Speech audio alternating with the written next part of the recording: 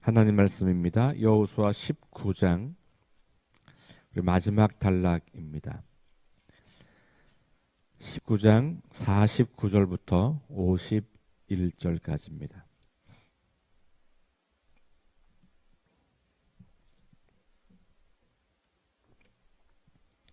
여호수아 19장 49절부터 51절까지 말씀을 우리 함께 봉독합니다. 이스라엘 자손이 그들의 경계를 따라서 기업의 땅 나누기를 마치고 자기들 중에서 눈의 아들 여호수아에게 기업을 주었으니 곧 여호와의 명령대로 여호수아가 요구한 성읍 에브라임 산지 딥낫 세라를 주매 여호수아가 그 성읍을 건설하고 거기 거주하였더라. 제사장 엘르아살과 눈의 아들 여호수아와 이스라엘 자손의 지파의 족장들이 실로에 있는 회막문 여호와 앞에서 제비 뽑아 나눈 기업이 이러하니라. 이에 땅 나누는 일을 마쳤더라. 아멘. 네, 이제 여호수아의 후반부에 대부분을 차지하고 있던 땅을 분배하는 이야기의 이제 결론부를 우리가 함께 읽었습니다. 13장부터 시작된 땅 분배 이야기가 19장까지 길게 이어졌습니다. 초기에는 모세가 나누어 주었던 요단 동편에 있는 세 지파를 두 지파 반이죠. 이야기하고 그 다음에 이제 여호수아가 직접 나누었던 아홉 지파 반 이렇게 나누었던 이야기가 쭉 연결되었고 각 지파마다 그런 경계와 또 도시들의 이름들을 쭉 열거하면서 하나님의 명령을 따라서 또 그 가족대로 땅을 분배했다. 이렇게 이야기가 된 거죠. 자, 그리고 이제 오늘 마지막에 그 땅 나누기를 다 마친 다음에 있었던 일, 그 마무리입니다. 49절에 보니까 이스라엘 자손이 이렇게 시작하면서 그들의 경계를 따라서 기업의 땅 나누기를 마치고 이렇게 시작합니다. 그동안 주어는 하나님 혹은 여호수아였어요. 땅을 나누는 일은 누가 하는 거냐? 하나님이 하시는 거고, 그리고 이 땅 나누는 일을 하나님의 말씀을 명령을 받아서 누가 했냐? 여호수아가 했고, 조금 더 구체적으로 말하면 오늘 읽은 말씀의 이제 마지막 부분에 보면 51절에 보면 여호수아만 한 게 아니라 제사장 엘르아살이라는 이름이 등장하고, 그리고 각 지파의 족장들, 대표들 12명이라고 보겠죠. 한 명씩 이렇게 여러 동역자들이 함께 이 일을 한 것으로 그렇게 마지막에 기록이 되어 있어요. 그러니까 이건 하나님이 하시는 일인데 하나님께서 사람을 통해서 하시는 거예요. 그래서 하나님이 주어가 되거나 아니면 하나님이 사용하시는 소수의 사람을 주어로 해서 땅 나누기 이야기가 됐는데 마지막에 주어가 이스라엘 백성, 이스라엘 자손으로 바뀝니다. 왜 그러냐 하면 오늘 이 말씀에서는 땅 나누기를 다 마친 다음에 이스라엘 백성들이 스스로 했던 한 가지 일 때문에 그래요. 그게 뭐냐 하면 여호수아에게 땅을 주는 거예요.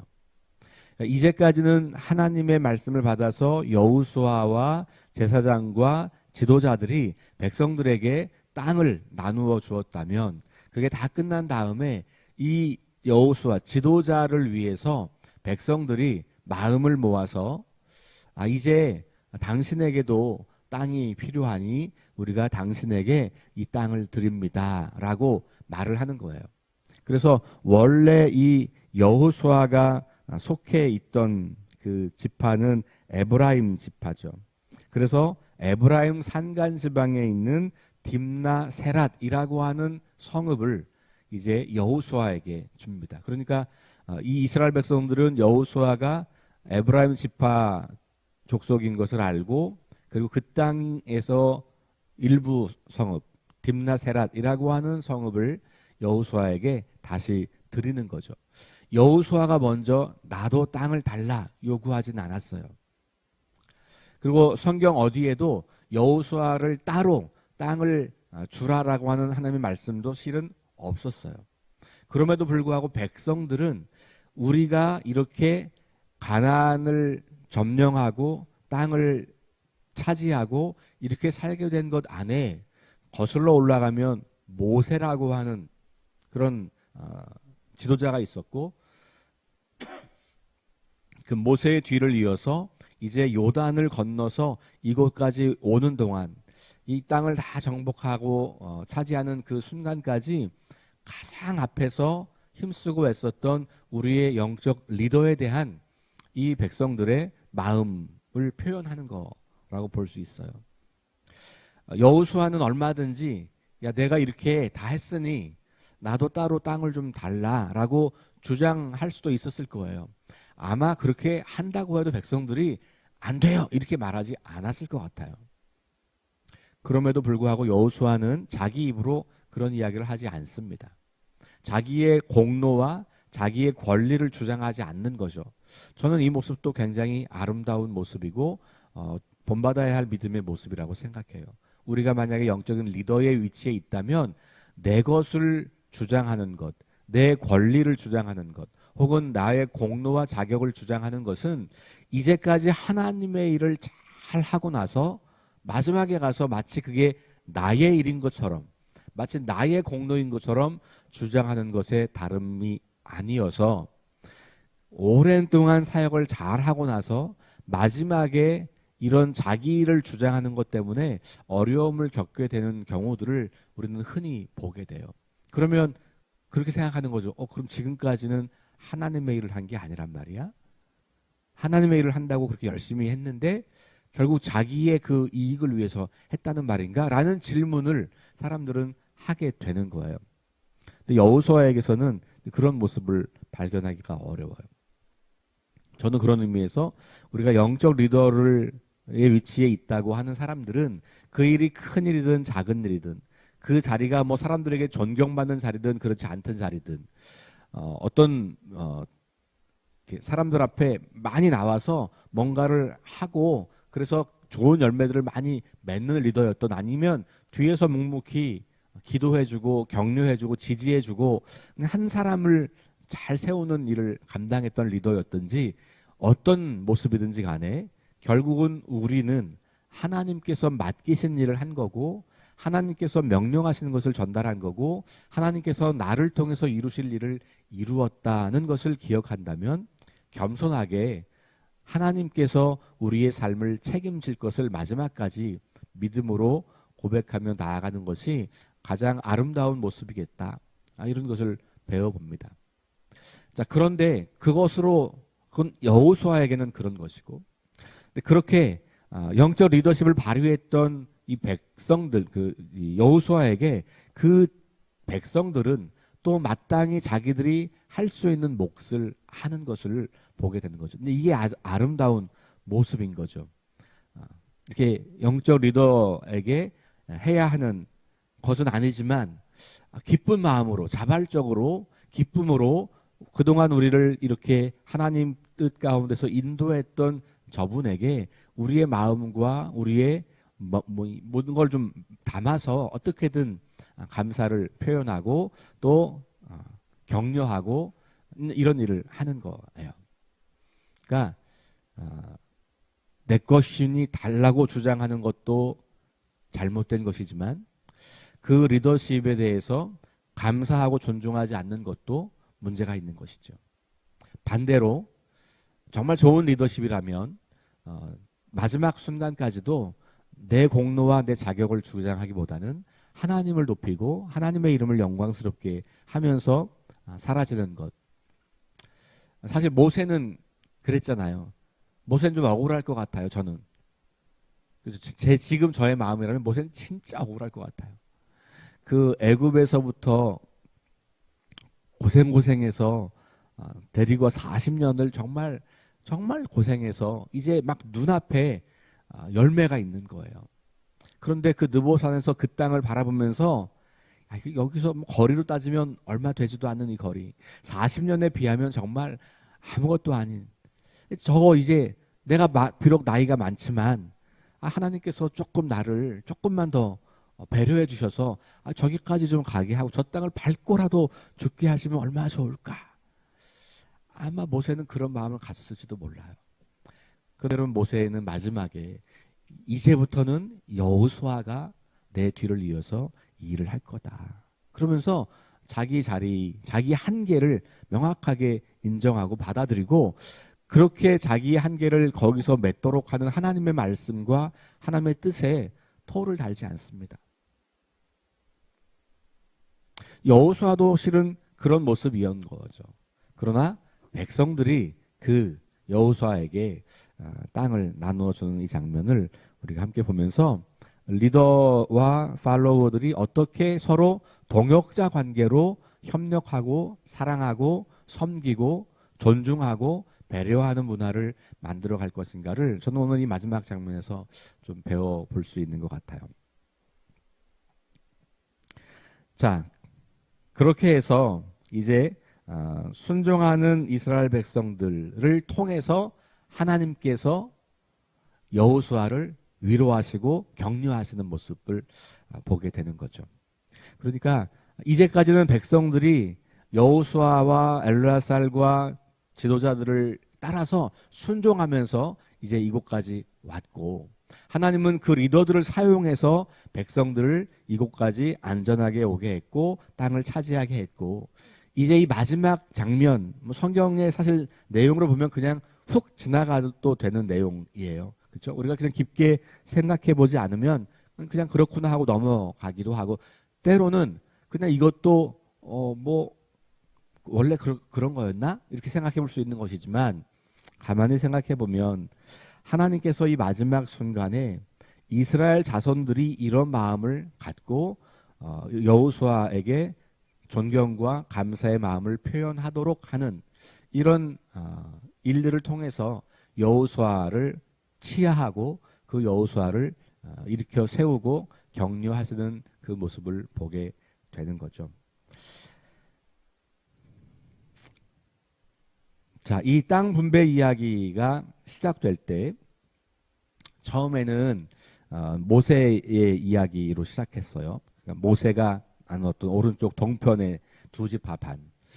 그리고 나서 이제 나머지 9개 반지파를 이야기할 때 그 장소, 특별히 이제 7번째부터 시작할 때 장소가 실로라고 하는 곳이었어요. 그러니까 실로. 그러니까 이 실로라고 하는 곳에 제단을 쌓고 거기에서 이제 땅 분배를 했죠. 그러니까 이 실로라고 하는 곳에 제단을 쌓았다라고 하는 말은 여호수아는 이 일을 하나님 앞에서 했다는 것을 말해주는 거예요. 그러니까 하나님의 임재 앞에서 하나님의 말씀을 생각하면서 하나님의 뜻과 계획을 분별하면서 이 일을 했다라고 하는 것을 볼 수가 있는 거죠. 그러니까 사람의 계획이나 사람의 뜻이나 사람의 판단이 아니라 하나님의 마음에 합한 분배였다는 것을 말해주고 있고, 마지막에 나와 있는 것처럼 제사장 엘르아살과 눈의 아들 여호수아와 이스라엘 자손의 지파의 족장들이 마지막에 또 나오죠. 실로에 있는 회막문 여호와 앞에서 제비 뽑아, 이렇게 돼 있잖아요. 그러니까 동역자들이 함께, 그러니까 혼자 하지 않고 동역자들이 함께 하나님 앞에서 제비를 뽑아서, 이게 되게 이제 중요한 부분이에요. 하나님 앞에서 동역자들과 함께 하나님의 뜻을 따라서 제비를 뽑는다는 것은 우리의 생각과 계획이 반영되지 않는 것이에요. 하나님의 계획과 생각이 반영되는 것.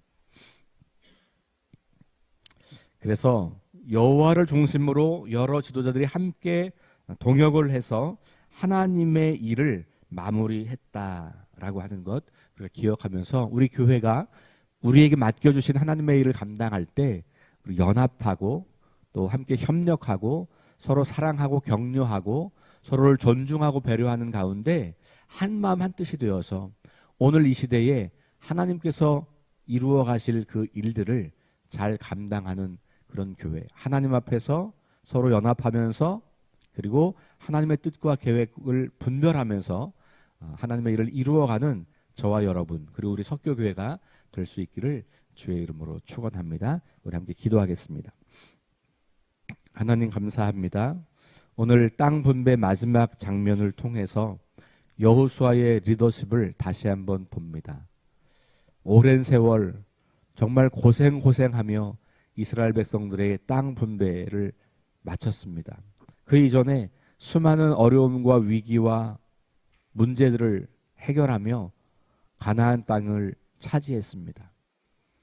이런 과정을 통해서도 마지막 순간까지 자기의 공로와 자기의 자격을 주장하지 않고 조용히 하나님 앞에 서 있었던 여호수아를 바라봅니다.